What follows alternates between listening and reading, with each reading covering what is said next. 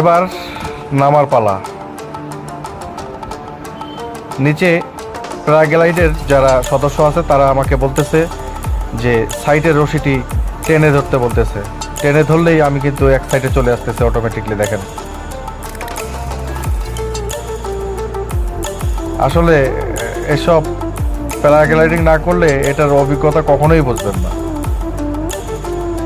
আর যাদের হার্টের প্রবলেম আছে তারা অবশ্যই এটা থেকে দূরে থাকবেন। দুর্বল হৃদয়ের মানুষের জন্য এটা না। এবার নিচে নামতেছি, একবারে খুব কাছাকাছি চলে এসেছি।